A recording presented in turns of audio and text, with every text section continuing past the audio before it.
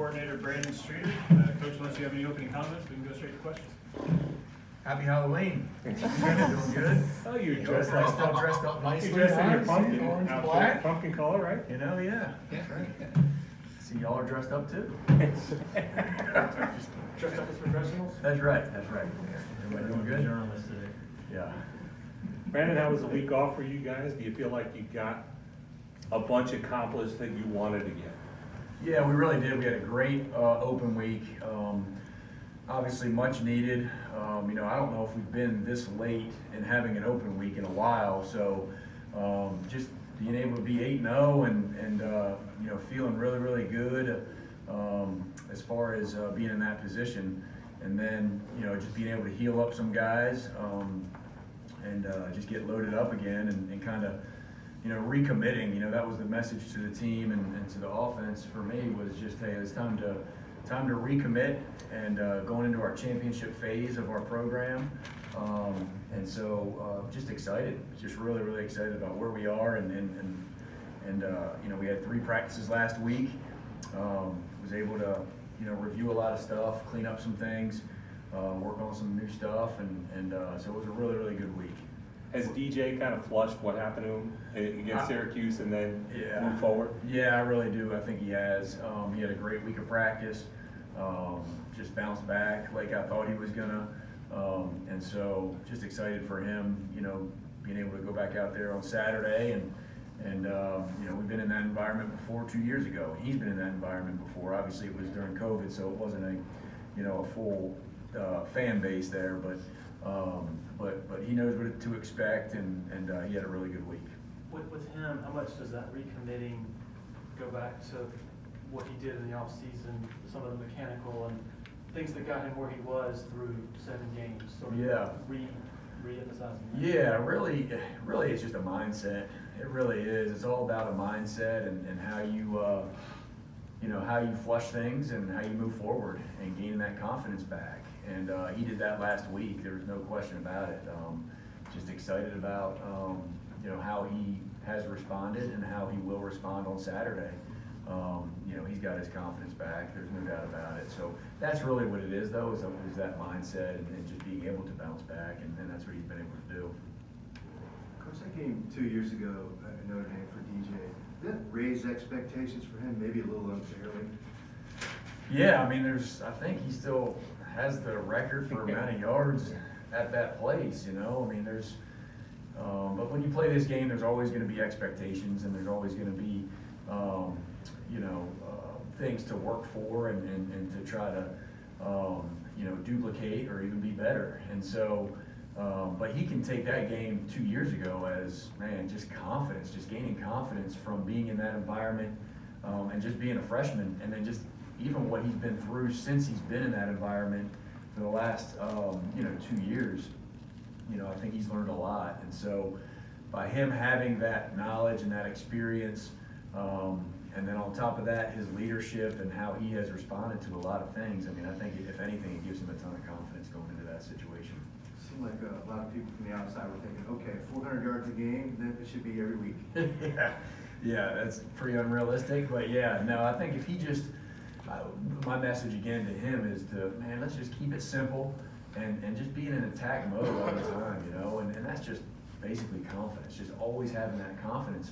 And, you know, and like I said, he bounced back last week in practice, had a great week, and didn't skip a beat at all. So that's the message, not just to him, but for the team, is just, man, being in attack mode nonstop is helps you with that confidence. Brandon, what were some of the things that you on the offense wanted to reconnect with during the off week going forward for this final stretch of the season? Yeah, I mean, there's a lot of things that you always want to work on, and number one, just the execution on certain aspects of our game. You know, obviously we wanted to address the turnovers that we had against Syracuse. I mean, that was something that we were doing so well heading up into that game. I know we were in the top 5 in the country going into that game as an offense of holding on to the ball. So obviously we had addressed that and did a few more ball security drills just to make sure that it's emphasized. That would be the main thing that we really wanted to emphasize, and then just getting better individually. Like everybody going into next week, or last week, having goals, set goals for the open week. Like, how are you going to get better? What are 3 things or 5 things that you can do individually to get better? And that's what they did. They all, I had opportunities to meet with the guys and meet with them and just talk to them about, what are their goals? How do you going to get better? And so each of those guys did that, wrote those goals down, and felt like attacked them really, really well. Brandon, what's been your assessment of the receivers as a whole? Do you need more out of those guys to get where you guys want to be? Yeah, no, I mean, I've been pretty pleased with the receivers. Number one, I think they've been a very, unselfish bunch. There's not just one guy that's getting all kinds of catches or targets. It's been spread out pretty well, which, as an offensive coordinator, that's a good thing, because now they don't know which guy you're going to go to, and so I believe, number one, they've been all team players. They've been doing a great job of playing without the ball too. That's something that we talk about all the time as an offense, is guys that can do things when they don't have the ball, whether you're a tight end, running back, or receiver. And so they've all been very, very unselfish, and I've been really, really proud of them for that. And I feel like there's plenty of pictures in those first 8 games of our receivers making a lot of plays and DJ giving them a chance to make a play. And so I think that confidence level in that position is really, really good right now. With Bo not having a catch, I guess, the last couple games, is there something defenses have done to sort of take him away, or what's been sort of the cause of that? Yeah, no, I think it's a mixture. It's a mixture of, some of the calls that were going to Bo didn't get the Bo. They just didn't get the ball based on what the coverage was or whatever the case was. So, and then I got to do a better job of making sure he gets those touches, because he's definitely a really, really good player that can do some really good things with the ball in his hands. So, that's something else, to make sure that I do a better job of, is getting Bo Collins the football. And I talked to him about that after this last game, especially. And once again, he's just such a great kid. He said, "Coach, all I care about is winning." That's been the mindset of all these guys. So it's a fun group, but I got to do a better job of that. Brandon, in the summer, Jordan McFadden said that this offensive line group is probably the most cohesive unit that he's been a part of. What would you say is your assessment of that group so far, and how has that cohesion grown? Yeah, I think that statement's very accurate. He is, starting with Jordan McFadden. I mean, he's been a staple to our offensive line for the last couple of years, and for him to say something like that, obviously he really means it, and he can feel it and sense it. And so I think y'all have seen a group that has come in and week out and not been perfect, but have done some really, really good stuff, whether it be in the run game or protection.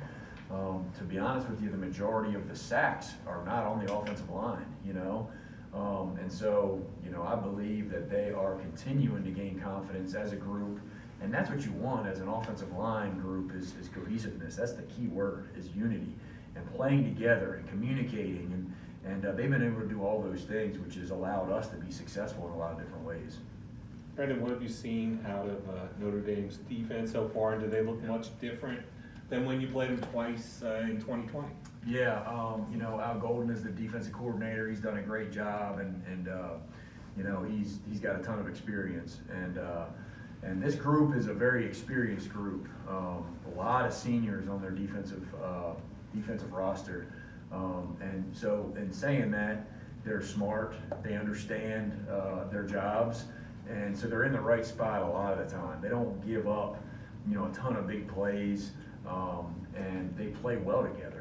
They're obviously a tough physical group. That's always been the case when you play Notre Dame.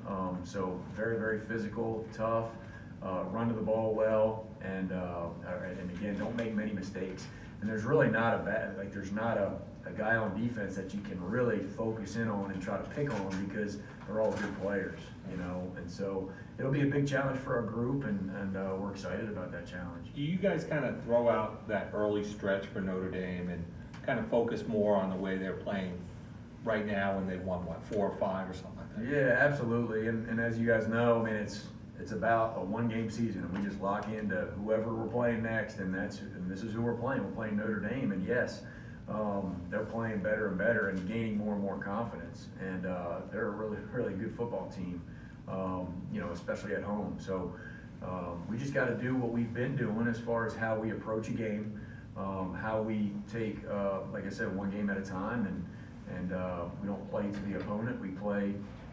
Our opponent is Clemson every week, you know, and how do we approach that game? And so we'll continue to do that, but it will be a big challenge for us. Do players still look at Notre Dame as this kind of iconic college football university, and you have to kind of talk them out of it the first time they walk into that stadium? You know, I think every kid's a little bit different. You know, every kid, you know, based on their experience. You know, some guys on this team have played these guys before a couple times, and so you know, I think it's important that you know, we address that as an offense and as a team for sure, and just understand that, hey, this group is going to be ready for us. You know, they're a really good program, but at the same time, we just got to take care of our business and focus on us. Brendan, when Cade came in against Syracuse, he didn't have to throw much. It worked out well. But how has he progressed, if he would have to come in for injury or otherwise? How has he progressed as a passer from summer to now? Yeah, I think anytime you just get reps, like he's getting in practice, and you gain just more and more confidence. And so anytime I've seen so many examples of guys that might have, you know, when they first get here, struggle because they're not super comfortable with knowing exactly what's going on and having to learn the offense, and you just see the footwork all messed up, and then their timing is they're late and all those things. So he's been able to clean up a lot of those things stemming back from the spring and even in the summer.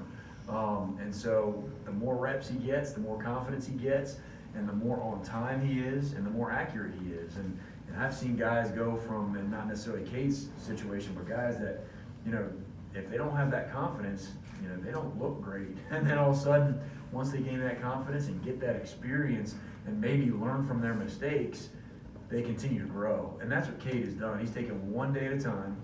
He's been able to watch a lot of football on game day, watch how DJ has played and how he responds to things. And I think he's learned a lot from that, and as well as his experience in practice is going a long way. And so I think his footwork has been cleaned up, so he's more on time with a lot of things. His eye discipline and just his discipline on going through his progressions has gotten a lot better. And that just comes again from understanding the offense and just having those reps. So are you confident in him running the entire offense at this point if he needed to? Oh yeah, absolutely. I mean, he has shown me that from day one. I mean, he's done a great job of not just having the energy and poise.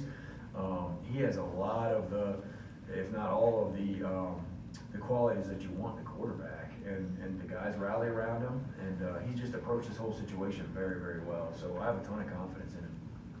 What do you make of Foskey, number 7, and the type of challenges that he brings? Yeah, he's a really good football player. I mean, I think he has 7 sacks, if I'm not correct there. I think he's right around there. You know, just very athletic, plays hard, and you know, we got to do a great job with him. And he has shown week in and week out that he can make those plays, and he shows a lot of different ways of making the plays. It's not just sacks that he's had, but he's done a lot of other good things too. He's a big kid. He's a strong kid. He can hold the point well, so it'll be a big challenge for our guys. Is there one area that maybe the biggest challenge that you're thinking about heading into this game ahead of everything else? You know, really it comes down to our execution and just being able to finish some of the drives maybe that we've been stalling when we passed the 50-yard line. You know, there's been a couple times where we haven't finished in the end zone really, and not having to leave it up to our kicker who's so good, you know, and thank goodness we have BT Potter. He's just been amazing. But just being able to finish in the red zone is something that I'd like to see us do a better job of, and you know, of course, taking care of the football. Any questions for Coach from Zoom?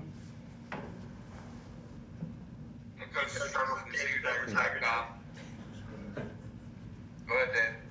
Hey, yeah, just Wesley Goodwin was talking a few minutes ago about Notre Dame kind of being an old school football team, got to put on your big boy pants. And defensively, with Isaiah Prosky out there at defensive end, J.B. Bertrand at linebacker, they are an old school kind of a defense. Is this, you know, another one of those things that, hey, this is going to be a physical football game, and And are you glad to see your offensive line finish up as physical as they did the other day, knowing that you can go up there and win, you know, on the line of scrimmage? Yeah, absolutely. I mean, there's no doubt that has got to be the mindset going into this game is it's going to be a physical, it's going to be a fight, and it's going to be a fight for 4 quarters. And fortunately, I feel very, very confident with our guys and the fact that we've been in some dogfights and have been able to come out on top. And so we know this is a tough bunch on defense. I'm glad we got a tough bunch on offense. So it's going to be a big challenge. But yeah, that's going to be the mindset. That has to be the mindset going into this game. And I know our guys will be ready to go. And I know our guys up front have shown week in and week out that you know, they're not going to back down to anybody, and they got confidence and they got toughness. And so and that's what's helping them that's what's helping them play so well and playing with unity up front. Hey, Coach, it's Trevor from SeaTikers.com. I don't know if it's because quarterbacks are running so much more than they used to, but quarterback injuries have really been rampant across college football this season. Notre Dame's one of those schools that's been hit by it. Y'all have avoided that, knock wood, but DJ played hurt last year. How much more important is it now, more than ever, to have a capable, talented backup that's also prepared to go in a moment's notice? You know, maybe compared to back when you played. Yeah, I'll tell you, it's very valuable to have multiple guys that you can feel that you have confidence in and going in there and playing. And obviously running the quarterback is a big part of our offense. And so, you know, that's not going to change. You know, DJ has done an awesome job of running the football this year. And, you know, that's been one of the things that I've been really most pleased with is just his confidence and his ability to run that football. And so, but having multiple guys that are able to do that is a plus, and so we're excited about having that opportunity with multiple guys. Is that something that plays into recruiting as well? When you're recruiting these highly touted guys that, you know, look, you may think that you're buried on the depth chart, but you know, it doesn't necessarily mean you won't get the opportunity to play right off the bat.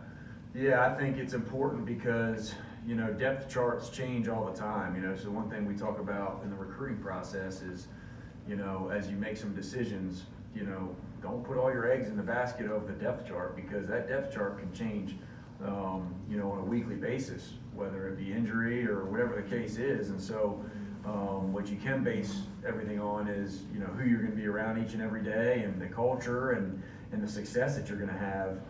And so that's what we talk about in the recruiting process. And for me, you know, just getting a quarterback that understands that, hey, you know, you're going to be the face of the program, and you got to do a lot of things. And it's not just standing back there in the pocket and throwing the ball. You're going to have to be able to run the football and help this team in any way possible. And fortunately, we've been blessed with guys that have been able to do that, you know, since I've been here, and that has allowed our offense to be successful. Coach.